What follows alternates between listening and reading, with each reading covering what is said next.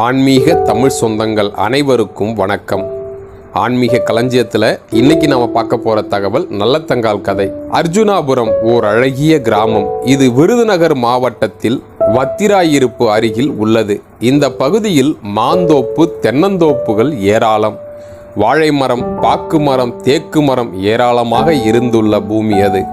வானம் பொய்க்காத வளமான பூமி. அர்ஜுனாபுரம் நல்லத்தங்கால் பிறந்த ஊர். நல்லத்தங்காலின் தந்தை ராமலிங்க ராஜா, தாயார் இந்திராணி, அண்ணன் நல்லத்தம்பி. நல்லத்தங்கால் சின்ன பெண்ணாக இருந்த பொழுது தாயும் தந்தையும் இறந்து விட்டார்கள். நல்லத்தம்பிதான் தங்கச்சியை செல்லமாக வளர்த்தான். மானாமதுரை ராஜா காசிராஜனுக்கு நல்லத்தங்காலை கட்டி கொடுத்தான் நல்லத்தம்பி. கல்யாணம் ஆகும் பொழுது நல்லத்தங்காலுக்கு 7 வயது. காசிராஜன் நல்லத்தங்காலுக்கு நிறைய பரிசு பணம் கொடுத்தார். சித்திரை மாதம் கல்யாணம் நடந்தது. செல்வ கல்யாணம். பனைமரம் பிளந்து பந்தக்கால் நட்டு, தென்னை மரம் பிளந்து தெருவெல்லாம் பந்தலிட்டார்கள். நல்லத்தம்பி தங்கச்சிக்கு நிறைய சீதனங்கள் கொடுத்தார். வேலி நிறைய வெள்ளாடுகள், பட்டி நிறைய பால் மாடுகள், மோர்க்கடைய முக்காலி, அளக்கிற நாழி பொன்னால், மரக்கால் பொன்னால் செய்யப்பட்டது. இன்னமும் சீதனங்கள் நிறைய உண்டு, சொல்லிக்கொண்டே போகலாம். கல்யாணம் முடிந்தது. விருந்து சாப்பாடும் முடிந்தது. நல்லத்தங்காலும் காசிராஜனும் மானாமதுரைக்கு புறப்பட்டார்கள். நல்லத்தங்காலுக்கு அண்ணனை பிரிய மனமில்லை. அழுது புரண்டால் ஆபரணம் அருந்து விழ, முட்டி அழுதால் முத்துமணி அருந்து விழ. நல்லத்தம்பி தங்கச்சிக்கு ஆறுதல் சொன்னான். ஒரு வழியாக நல்லத்தங்கால் மானாமதுரைக்கு புறப்பட்டு போனாள். நல்லத்தம்பி மனைவி, அவள் பெயர் மூலி அலங்காரி.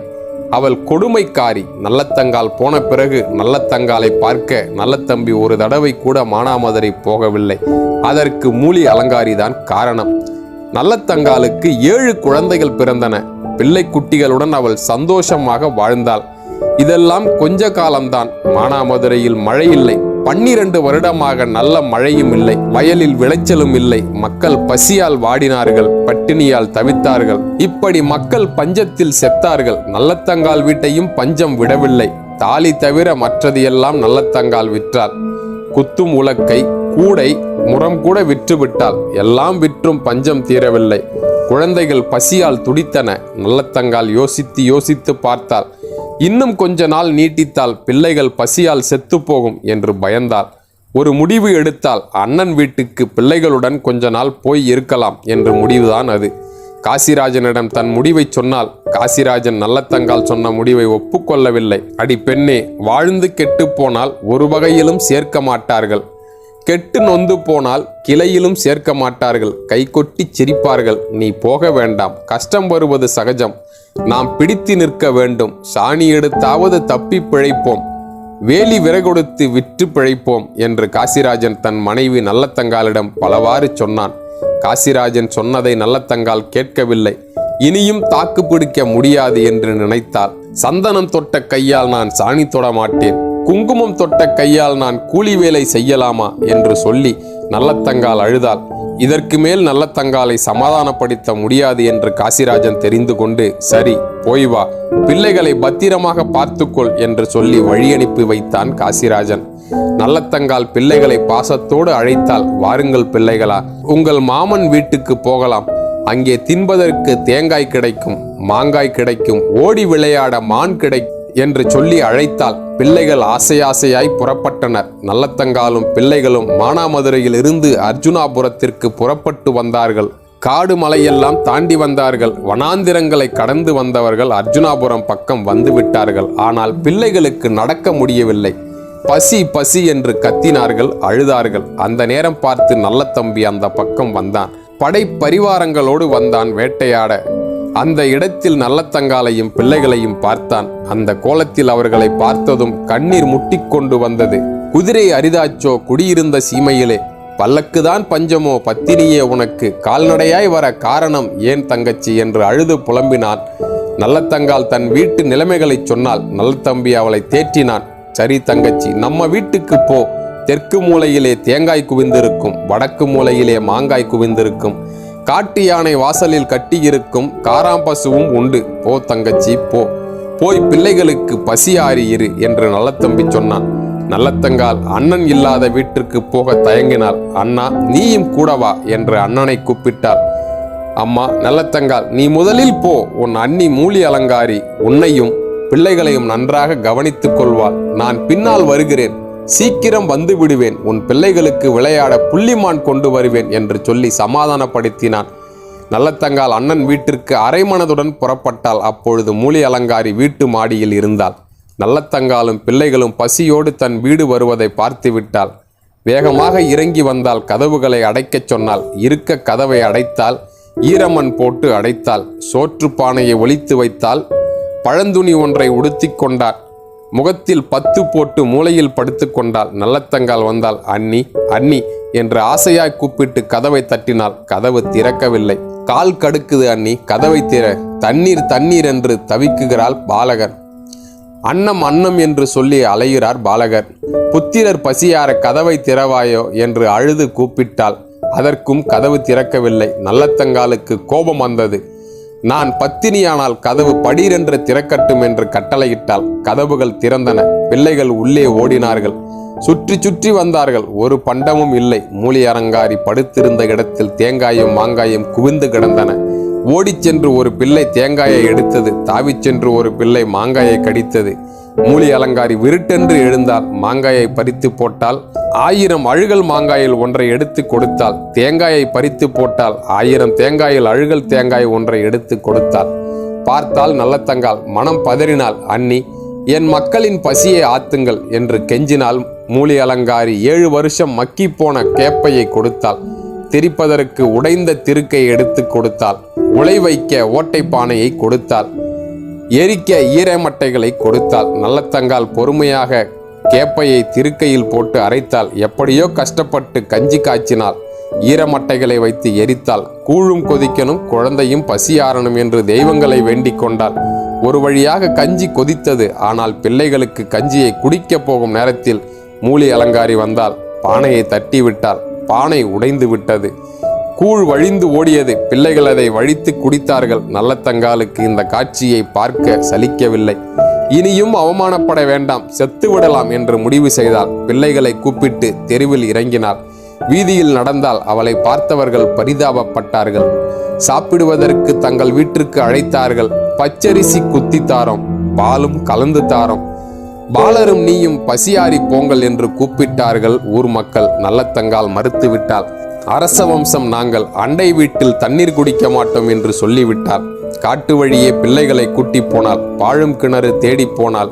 அண்ணன் வந்தால் அடையாளம் தெரியட்டும் என்று ஆவாரம் செடியை ஒடித்து போட்டுக்கொண்டே போனாள். நல்லத்தங்காலும் பிள்ளைகளும் நெடுந்தூரம் நடந்து விட்டார்கள். ஒரு கிணறும் காணவில்லை. அப்பொழுது சிறுவர் ஆடு மேய்த்து கொண்டிருந்தார்கள்.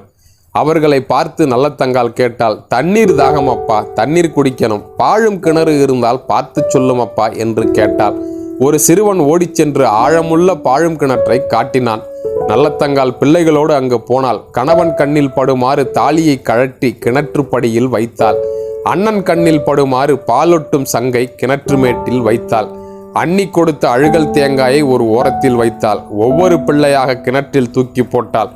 ஒவ்வொரு பிள்ளையும் பயந்து பயந்து கதறி அம்மாவின் காலை கட்டி கொண்டன. காலை கட்டிய பிள்ளையை பிடித்து இழுத்து கிணற்றில் போட்டாள். இப்படி 6 பிள்ளைகளையும் போட்டுவிட்டாள். மூத்த பிள்ளை நல்லத்தங்காலுக்கு பிடிபடாமல் ஓடினான். என்னை மட்டும் கொல்லாதே, என்னை பெற்ற மாதாவே என்று கெஞ்சினான். தப்பி பிழைத்து, அம்மா நான் தகப்பன் பெயர் சொல்வேன். ஓடி பிழைத்து, அம்மா நான் உன் பெயர் சொல்லுவேன் என்று சொல்லி தப்பித்து ஓடினான். ஓடிய பிள்ளையை நல்லத்தங்கால் ஆட்டு இடையர்களை வைத்து பிடித்து வரச் சொன்னாள். இடையர்களுக்கு விஷயம் தெரியாது. தாய்க்கு அடங்காத தருதலை பிள்ளை என்று நினைத்து அவனை பிடித்து கொண்டு வந்தனர். நல்லத்தங்காலிடம் விட்டு போய்விட்டார்கள். நல்லத்தங்கால் கதறி அழுத மூத்த மகனையும் பிடித்து கிணற்றுக்குள் போட்டாள். பிறகு தானும் குதித்தாள். நல்லத்தங்காலும் 7 பிள்ளைகளும் இறந்து மிதந்தார்கள். நல்லத்தங்காலுக்கு 16 அடி கூந்தல். அவள் கூந்தல் கிணறு பூராகவும் பறந்து விரிந்து கிடந்தது. பிள்ளைகளும் தெரியவில்லை, கிணற்றில் தண்ணீரும் தெரியவில்லை. நல்லத்தங்காலின் கூந்தல் மட்டுமே கிணறு பூராகவும் தெரிந்தது. நல்லத்தங்கால் குடும்பம் இப்படி பட்டினியால் செத்து முடிந்தது. நல்லத்தங்கால் புறப்பட்டு வந்த சில நாட்களிலேயே மானாமதுரையில் நல்ல மழை பெய்தது. பயிர்கள் திகிடு முகடாக விளைந்தன. நாடு செழிப்பு அடைந்தது. காசிராஜன் தன் மனைவி நல்லத்தங்காலையும் தன் பிள்ளைகளையும் அழைப்பதற்கு புறப்பட்டு வந்தான். நல்லத்தம்பி வேட்டை முடிந்து வீட்டுக்கு வந்தான். தங்கச்சியை காணவில்லை. தங்கச்சி பிள்ளைகளையும் காணவில்லை. பதறிப்போனான். மூலி அலங்காரியை பார்த்து என் தங்கச்சியையும் தங்கச்சி பிள்ளைகளையும் எங்கே என்று கேட்டான். மூலி வாய்க்கூசாமல் பொய் சொன்னாள். ஜீரக சம்பா சோறு ஆக்கி போட்டேன், 10 வகை காய்கறி வைத்தேன், சாப்பிட்டு விட்டு போனாங்க என்று பொய் சொன்னார். நல்ல தம்பி இதை நம்பவில்லை. பக்கத்து வீடுகளில் போய் கேட்டான். அவர்கள் நடந்ததை நடந்தபடி சொன்னார்கள். பிள்ளைகளை பட்டினி போட்டதையும் சொன்னார்கள். அவ்வளவுதான். நல்ல தம்பிக்கு மீசை துடித்தது, கண் சிவந்தது, பக்கச்சதையெல்லாம் பம்பரம் போல ஆடியது. தங்கையை தேடி காட்டு வழியே போனான். பதறி பதறி போனான். நல்லத்தங்கால் ஒடித்து போட்ட ஆவாரஞ்செடிகள் வழிகாட்டின. நல்ல தம்பி பாழும் கிணற்றின் பக்கம் வந்தான். உள்ளே எட்டி பார்த்தால் ஐயோ, தங்கையும் பிள்ளைகளும் செத்து மிதந்தார்கள். நல்ல தம்பி ஓங்காரமிட்டு அழுதான். தங்கச்சி தங்கச்சி என்று தரையில் புரண்டு அழுதான். அம்மா அம்மா என்று அடித்து புரண்டு அழுதான். இப்படி அவன் அழுது புரண்டு கொண்டிருந்த பொழுது காசிராஜனும் அங்கே வந்து விட்டான். பிள்ளைகளையும் மனைவியையும் பிணமாக பார்த்தான். மனைவியை கட்டி கொண்டு கதறி அழுதான். நல்லத்தங்காலையும் பிள்ளைகளையும் வெளியே எடுத்து தகனம் செய்தார்கள். நல்லத்தம்பி தன் மனைவி மூலி அலங்காரியை பழிவாங்க நினைத்தான். அவளை மட்டுமல்ல, அவள் குலத்தையே பழிவாங்க ஏற்பாடு செய்தான். தன் மகனுக்கு உடனடியாக திருமண ஏற்பாடு செய்தான். மூலி அலங்காரியின் உறவினர்கள் உட்காரும் இடத்தில் இடிப்பந்தல் போட்டான். இடிப்பந்தலை தட்டிவிட்டு எல்லோரையும் கொன்றான். மூலி அலங்காரியையும் அரிவாளால் வெட்டி கொன்றான். இத்துடன் இக்கதை முடியவில்லை. நல்ல தம்பி ஈட்டியில் பாய்ந்து தன் உயிரையும் விட்டான். அதேபோல் காசிராஜனும் ஈட்டியில் பாய்ந்து தன் உயிரை விட்டான். இவ்வாறு 2 குடும்பங்களும் பூண்டோடு அழிந்தன. இதற்கு அடிப்படை காரணம் என்ன? வறுமை ஒரு பக்கம், மூலி அலங்காரியின் கொடுமை ஒரு பக்கம். வறுமை கொடியது, பசி கொடியது, பட்டினி கொடியது, அதைவிட கொடியது மனிதத்தன்மையற்ற செயல். நல்லத்தங்கால் பட்ட துன்பத்தை இன்றும் பல பெண்கள் அனுபவித்துக் கொண்டுதான் இருக்கிறார்கள். இதுபோல் நாம் இல்லாமல் அனைவருக்கும் உதவி செய்து நாம் வாழ்வோமாக. இது போன்ற மேலும் பல தகவல்களுக்கு நமது ஆன்மீக களஞ்சியம் சேனலை சப்ஸ்கிரைப் பண்ணுங்க. இந்த தகவல் உங்களுக்கு பிடிச்சிருந்தா லைக் பண்ணுங்க. ரொம்ப பிடிச்சிருந்தா உங்க நண்பர்கள் அனைவருக்கும் இந்த வீடியோவை ஷேர் பண்ணுங்க. உங்களோட மேலான கருத்துக்களை கீழே கமெண்ட்ல பதிவிடுங்க. மேலும் அடுத்து ஒரு நல்ல வீடியோ உங்களை சந்திக்கிற வரைக்கும் உங்களிடமிருந்து விடைபெற்றுக் கொள்வோர் உங்கள் சுப்பிரமணிய சங்கர். நன்றி, வணக்கம்.